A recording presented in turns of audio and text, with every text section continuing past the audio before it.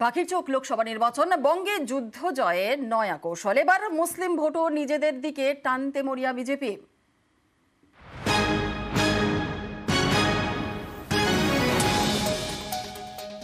দেখুন, সংখ্যালঘু সম্প্রদায় বিশেষত পশ্চিমবঙ্গের মুসলিম সম্প্রদায় বুঝতে পেরেছে যে তাদেরকে বোকা বানানো হয়েছে, তাদেরকে ব্যবহার করা হয়েছে। সংখ্যালঘু সম্প্রদায় এতদিন যে পরিমাণে ভোট দিত তার থেকে অনেক বেশি পরিমাণে ভোট এবার বিজেপি।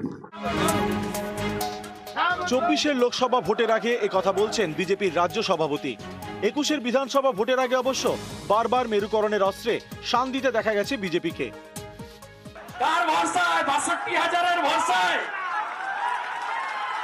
আর পদ্মকে জিতবে 2,13,000-এর ভরসায়। 2,13,000 কারা? জয় শ্রীরাম বলে যারা। 21-এর ভোটের ফলেই স্পষ্ট, মেরুকরণের অস্ত্রে শান দিয়ে তেমন কিছু লাভ হয়নি বঙ্গ বিজেপির। কারণ মুসলিম ভোট তৃণমূলের দিকে আরো বেশি সুসংগত হয়েছে। হিন্দু ভোটও পুরোপুরি বিজেপির দিকে যায়নি। পর্যবেক্ষকদের একাংশের মতে পদ্ম শিবির ভালোই বুঝতে পেরেছে এ রাজ্যে তৃণমূলকে হারাতে হলে তাদের মুসলিম ভোটে ভাগ বসাতেই হবে। সংখ্যালঘুরা বুঝতে পেরেছে যে আজকের দিনে বিভাজন নয়, উন্নয়নই শেষ কথা, আর উন্নয়নের নরেন্দ্র মোদীর সমর্থক, তাই তারাও আজকে বিজেপির মিছিল। পশ্চিমবঙ্গের জনসংখ্যার প্রায় 30% মুসলিম। 25%-এর বেশি মুসলিম ভোটার রয়েছেন এমন বিধানসভা আসনের সংখ্যা 146।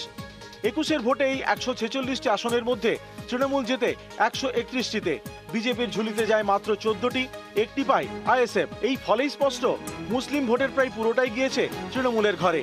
সেখানে এবার ভাগ বসাতে চাইছে বিজেপি।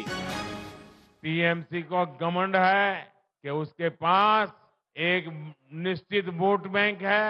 इस बार मुस्लिम बहन बेटियां भी टीएमसी के गुंडा राज को उखाड़ फेंकने के लिए आगे आएगी। নিউজ 18 বাংলা।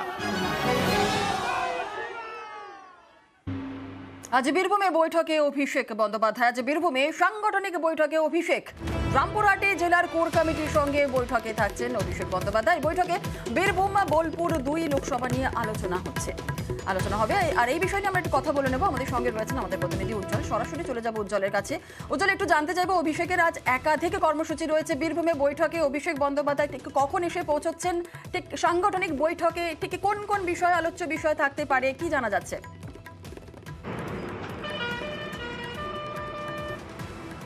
দেখো, যেরকম তুমি বললে যে সাংগঠনিক বৈঠক হবে এবং যে লোকসভা নির্বাচন আসছে এবং সেই লোকসভা নির্বাচনের যে প্রস্তুতি, সেই প্রস্তুতি অবশ্যই খতিয়ে দেখা হবে। কারণ লোকসভা নির্বাচনকে কেন্দ্র করে যে রণকৌশল সাজানো হয়, সেই রণকৌশল কতটা ইমপ্লিমেন্ট হচ্ছে, একই সঙ্গে জেলা নেতৃত্ব তারা কি মনে করছে, কিভাবে তারা সেই রণকৌশল, তাদের মধ্যে কি চিন্তা ভাবনা হচ্ছে, এই পুরো বিষয় নিয়ে আলোচনা হবে।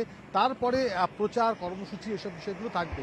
ফলত আজকে অভিষেক বন্দ্যোপাধ্যায় আসছেন এবং অবশ্যই জেলার যে নেতৃত্ব, সেই নেতৃত্বের সঙ্গে বৈঠক করবেন। বৈঠক করার পাশাপাশি যে 2 লোকসভা নির্বাচন, বোলপুর এবং বীরভূম, এই 2 লোকসভা আসন নিয়ে কিন্তু বিস্তারিত আলোচনা হবে। ফলত মূলত যেটা বলা যায় যে লোকসভা নির্বাচন পাখির চোখ, এবং সেই লোকসভা নির্বাচনকে সামনে রেখে প্রত্যেকটি বিষয়ে নিয়ে আলোচনা হবে, চুলচেরা বিশ্লেষণ হবে এবং পরবর্তী যে পদক্ষেপ, সেই পদক্ষেপ কী হবে তাই নিয়ে মূলত আলোচনা হবে। বেশ, ধন্যবাদ উজ্জ্বল।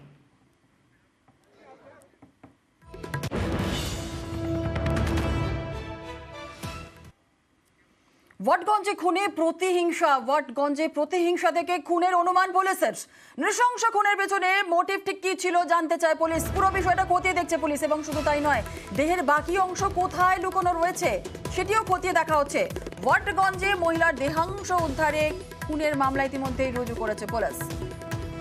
ওয়াটগঞ্জে খুনে প্রতিহিংসা। আমাদের সঙ্গে রয়েছেন আমাদের প্রতিনিধি অর্পিতা হাজরা। অর্পিতার থেকে আরো একটু বিস্তারিত জানতে চাইবো যে অর্পিতা, পুলিশ ঠিক কোন কোন প্রশ্নগুলো পুলিশকে এই মুহূর্তে ভাবাচ্ছে? কারণ পুলিশ নৃশংস এই খুনের পিছনে মোটিভ ঠিক কি ছিল সেই বিষয়টা যেমন ভাবাচ্ছে, আর কোন কোন বিষয়গুলো ভাবাচ্ছে পুলিশকে? দেখো, পুলিশের যেটা প্রাথমিক অনুমান যে ওয়াটগঞ্জে গতকালকে যে দেহাংশ উদ্ধার হয়েছে তাতে দেখে পুলিশের প্রাথমিক অনুমান যে তীব্র রাগ এবং প্রতিহিংসা থেকেই খুন করা হয়েছে এবং নৃশংস খুনের পিছনে কি মোটিভ রয়েছে। কারণ দেহের সব অংশ কিন্তু এখনো অবধি মেলেনি। গলার নিচের অংশ থেকে থাই অবধি যে অংশ, সেই জেনিটাল পার্ট সহ যে অংশ, সেটা কিন্তু এখনো অবধি খুঁজে পাওয়া যায়নি। হাতের একটি অংশ পাওয়া যায়নি।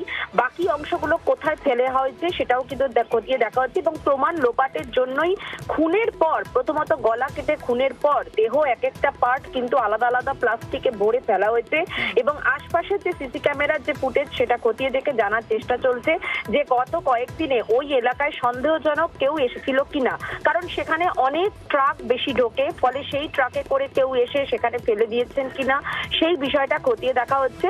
তবে যেটা পুলিশের প্রাথমিক অনুমান যে যেভাবে দেহাংশ টুকরো টুকরো করে 3টে প্লাস্টিকের মধ্যে ভরা রয়েছিল, সেক্ষেত্রে দেখে তাদের অনুমান যে এই ঘটনার পেছনে অবশ্যই রাগ এবং প্রতিহিংসা বশত এই খুন বলে মনে করা হচ্ছে।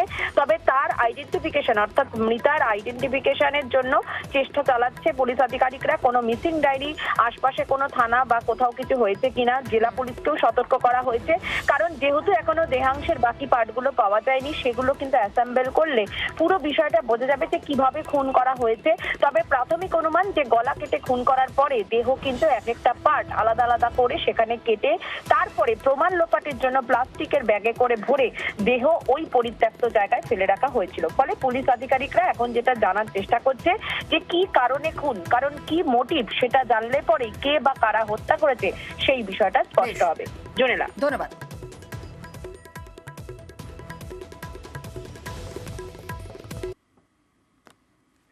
ফের ভেঙে পড়লো বাড়ি। এবার মুচিপাড়ায় 350 বছরের পুরনো বাড়ির একাংশ ভাঙতে গিয়ে বিপত্তি।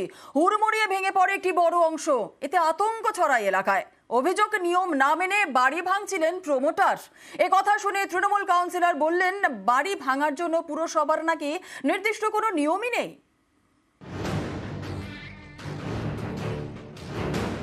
বাড়ির বয়স 350 বছরেরও বেশি। কলকাতার বুকে এমনই এক শরিকি বাড়ি ভাঙতে গিয়ে বিপত্তি। মঙ্গলবার সকালে হুড়মুড়িয়ে ভেঙে পড়ে একটা বড় অংশ।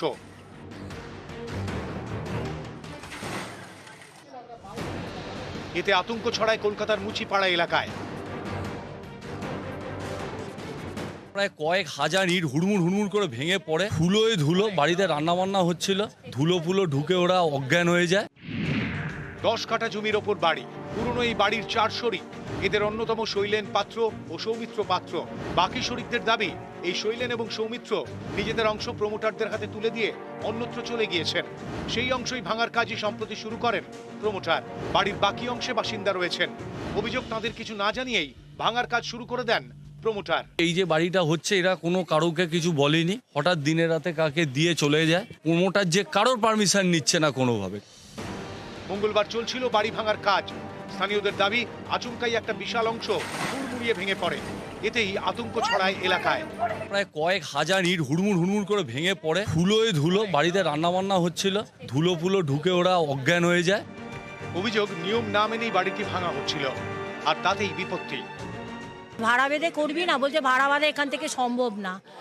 তাহলে এইভাবে করিস না, একটা অ্যাক্সিডেন্ট হবে। এক ওয়ালে বাড়ি, ভীষণ মিস্ত্রিগুলো ডেয়ারিং। তাদের পরিষ্কার জানিয়ে দেওয়া হয়েছিল যে ভাঙার কাজ যখন করবেন অত্যন্ত সচেতনভাবে করতে হবে, যাতে পাশের বাড়ির লোকের কোনো অসুবিধে না হয়। তারা হয়তো কেয়ারলেসলি করছে। ভাঙার কোনো রেগুলেটিং কিন্তু আমাদের আইনে নেই। 17ই মার্চ গার্ডেন রিচে নির্মীয়মান বাড়ি ভেঙে পড়ে বিপর্যয়।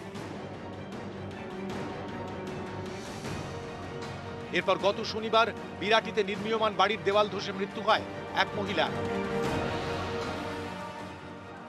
এবার মুচিপাড়ায় পুরনো বাড়ির একাংশ ভাঙতে গিয়ে বিপত্তি। ক্যামেরায় কাঞ্চন ভৌমিকের সঙ্গে শঙ্কু সাঁতরা, নিউজ 18 বাংলা। আর এদিকে বাড়ি ভাঙা নিয়ে তরজায় বিজেপি তৃণমূল।